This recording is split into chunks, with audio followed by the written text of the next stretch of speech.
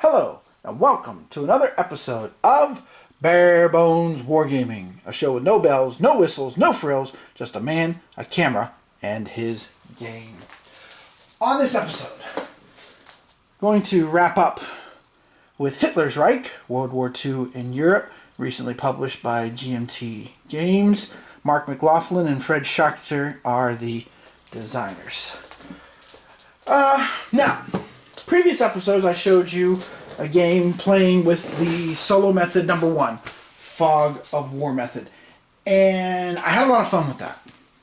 Now, what I was trying, in the meantime, was the Axis bot card here. And I have to say it was a little bit of a mixed bag for me.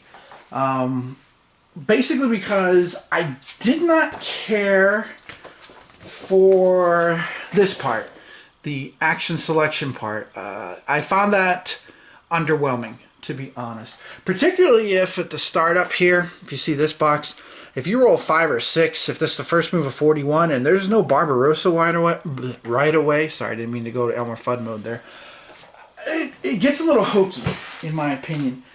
And the random selection of event cards at times is, I mean, I played this a couple times with this, and the one time I did choose Franco, you know, and Spain became an Axis ally, which is interesting. You can see in this game here right now that I've been playing Turkey as an Axis ally at the moment, but you can also see up here that Barbarossa did not go very well at all when it was initiated. They lost both on the Baltics and Minsk, and really that didn't go very well. And as the Allies, I actually had landed in Holland and Belgium. They kicked me back. So, yeah. But part of that, honestly, is I didn't really use that part of the bot. The part that I did use that I thought was pretty good was this part here, the card selection. Choosing which one of the Axis cards to actually use. This wasn't bad, but it still had some issues. Not as many as the action selection. This could be usable, but honestly, if I'm being completely frank here, I would much rather play the other method, the Fog of War method, because I felt that was much more exciting, a lot more tension to it. I just enjoyed it more. That's just, and again, just my personal reflection on it, because I felt that it maintained tension by not knowing everything that was going on with the selection of the cards. And one thing I did try to do with the bot one is when I was choosing an event, I did try to use the random generator event table, you know, kind of pretending that, you know, I'm the Axis commander in the field or whatever, and the Supreme Command was saying, okay, you need to use these landing craft somehow. Well, okay, let me try to figure out how to do that. So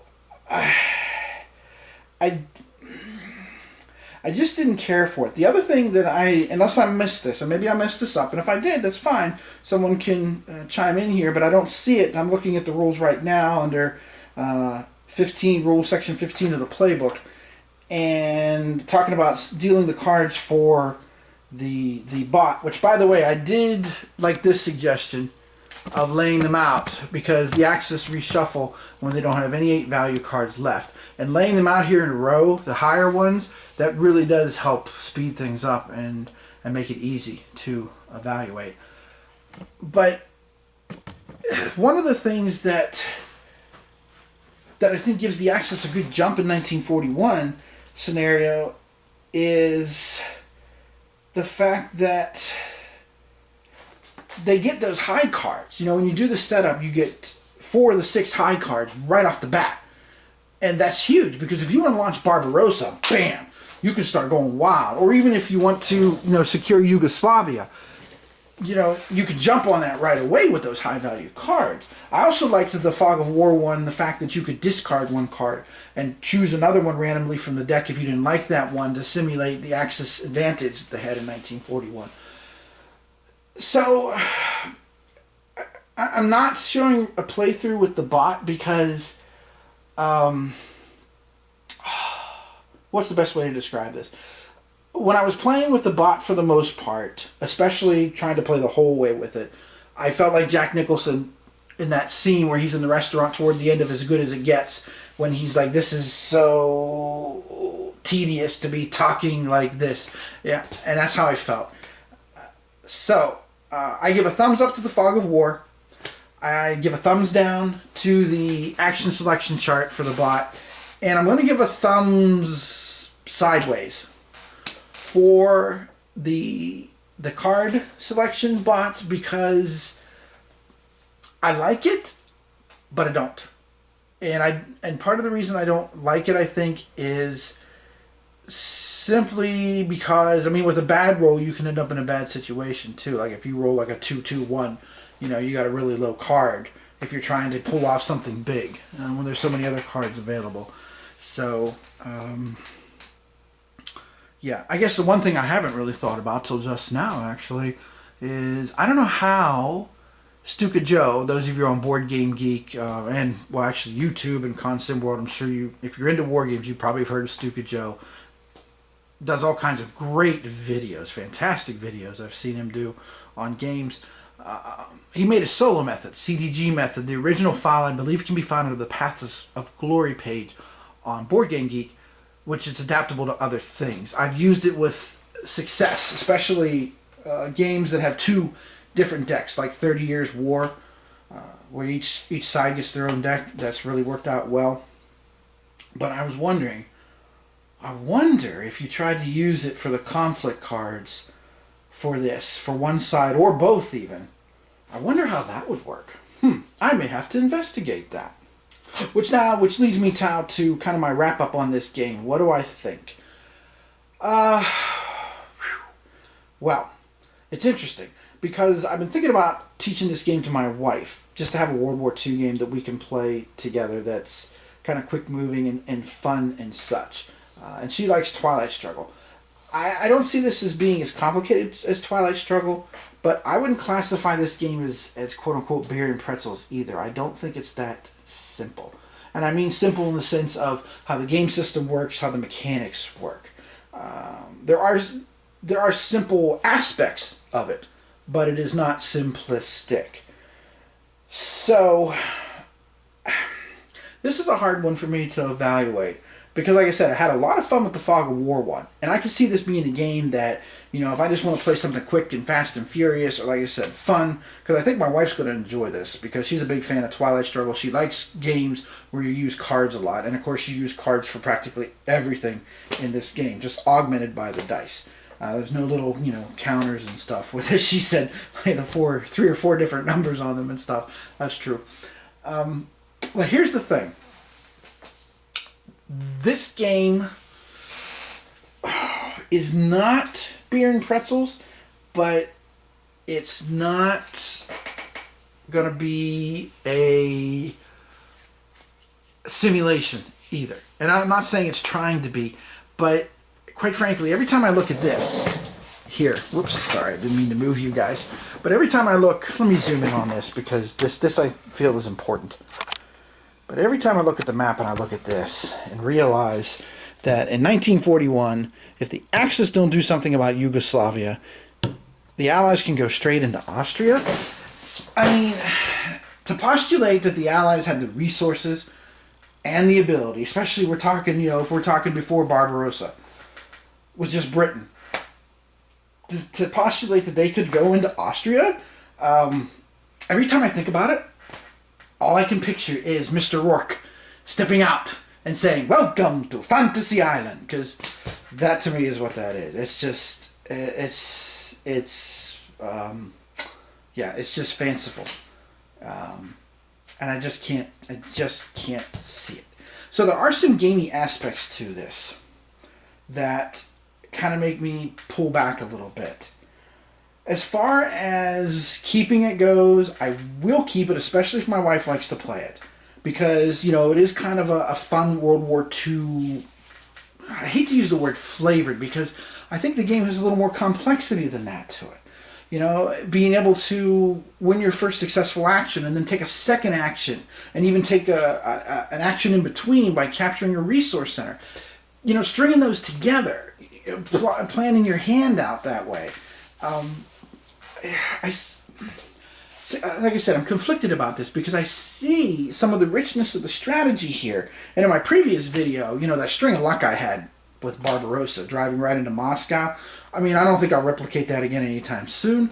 But it was fun. It was tense. It was enjoyable. And I guess maybe that's the bottom line on the game is, are you having any fun with it? I ditched the War of the Worlds games, which that's one of the biggest swings and misses I've made in my entire gaming career, because I wasn't having fun. I don't mind being against the odds. I don't mind being surrounded. But, dude, you gotta let me be able to take some people with me, so to speak. You know what I mean? I don't want to, you can't turn me into one of those big punching bags that boxers practice on. And that's how I felt with the DVG War of the Worlds games.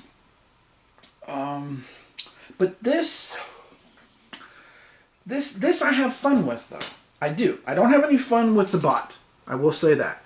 But with the Fog of War, and again, I can see where it's going to be fun with another person. As a light, fun war game, this I think does work.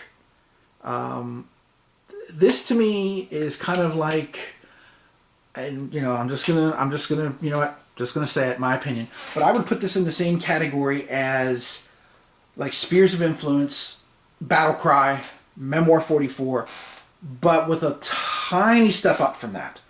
Maybe not even a tiny step up, a step up from that, because of being able to string your operations together, being able to choose your own event cards, and kind of work your strategy together based on what you have in your hand and things like that.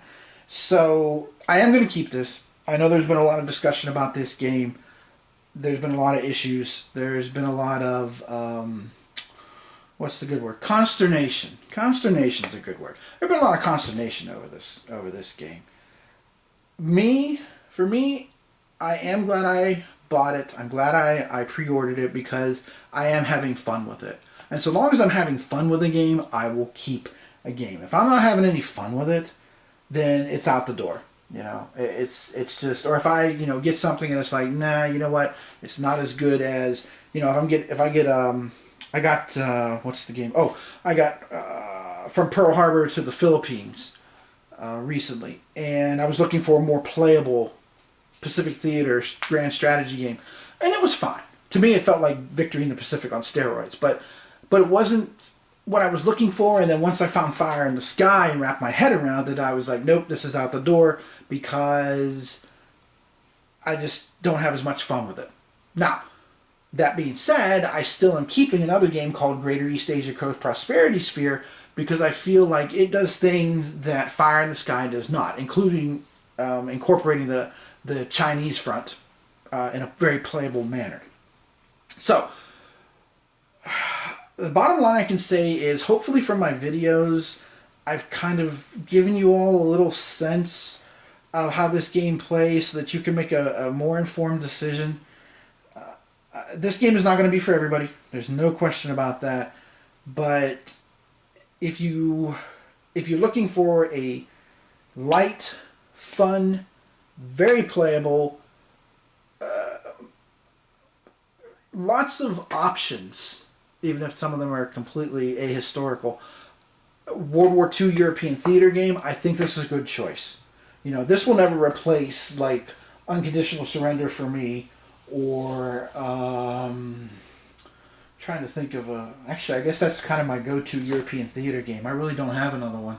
Come think of it, I got rid of Axis Empire's Total Krieg, although I have the original Total Krieg. But anyway, digressing there a little bit. I have Hitler's War too, for that matter. But this is not going to replace any of those. But again, if my wife enjoys it here when I teach it to her sometime in the near future, then I will definitely keep this, because this is, if it's a game I can play with my wife, that's great, because I do most of my playing solo.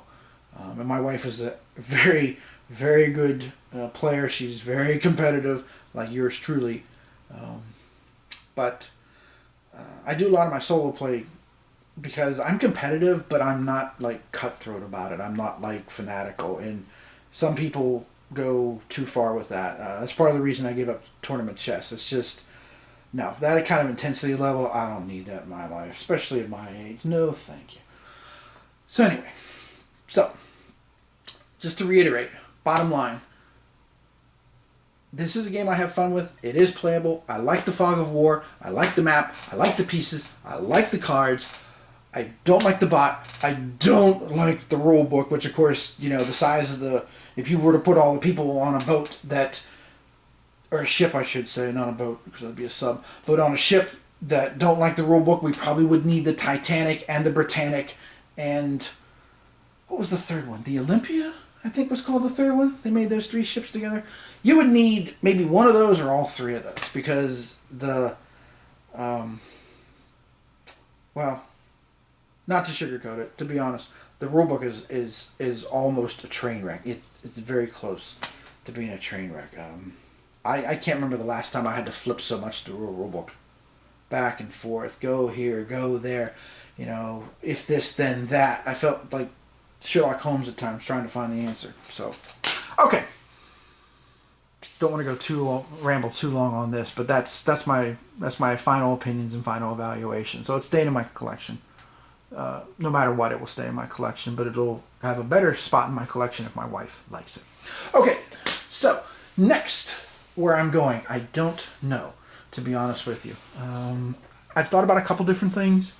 There's a couple of games I've been eyeing to maybe use for videos. I've been looking at things like A Spoiled Victory, which is a solo game that's a lot of fun. I've also thought about Fortress Sevastopol, which came out earlier this year. I have the Norway 1940 game, made by that one Spanish company. I can't think of the name of those folks right now off the top of my head, that I've looked at. And I've also thought about doing Islands of the Damned, which is a great, great game if you like the Pacific Theater. But, of course, I also will be working on, I just don't know when I'm going to shoot this video, I am going to be working on my new version number 2, of my solitaire variant for Flat Top. If you want to see the latest information on that, go to Board Game Geek, look under Flat Top, and you'll see my my solo thing there. I keep posting on that thread every single time I make adjustments and changes, and I think I'm getting close to making something playable, but I don't want to say for sure until I try it with Coral Sea, and I want to try it with the Wake Island Relief, because those are 2 so very different situations that I want to see how it plays in each one before I make a final decision about saying, you know what, I'll go ahead and post this as a file and hopefully you all can enjoy, kind of thing. So, oh, I thought about RAF too. I know there's lots of videos on RAF though. I'm trying to do some videos that games that don't have videos, to be honest. But yeah, I'm not sure. A lot of my games, there's videos on already. But then again, you know, I guess one could argue I could give my own unique take on it, right? So, okay. Anyway, that's what's kind of coming down the pike. Oh, and I have got Skies Above the Reich, and I also have No Retreat Polish and French fronts that are also kind of on the frontier of possibilities too. Oh, one other game I was thinking about trying to do solo was the Coral Campaign Commander Volume 2 Coral Sea. That one might prove to be a little tricky to do solo, but I've reacquired it for the express purpose of trying to pull that off. Because as you all know, I've just been, I don't know what it is this year, but I have just been loving the Pacific Theater. It happened last year too, for like the first 4 months of 2017, but this has been going on for almost the first 6 months of this year, so yeah, I'm not sure what goes on, but it's one of my 2 favorite topics. So the carrier warfare and all that. So. All right, so those are the things there. If you have any preferences on that, by all means, please list it in the comments, because since I'm kind of in between and being kind of if enough folks have a preference, I'll be happy to go ahead and do a playthrough of a game if you'd like to see how that game works, because that's really the purpose of my channel, is to share and do some instruction. I'm always have been and always will be a teacher at heart. I used to teach history for years and years, 14 years in the public school system. So yeah, so I enjoy it. I like doing it, and I hope you like it too. So this is Tim Korchnoi from Bare Bones Wargaming saying thank you for watching, and again, If you have any preference on any of those games I listed, go ahead and put your preference in the comments to this video. Thanks for watching. See you next time.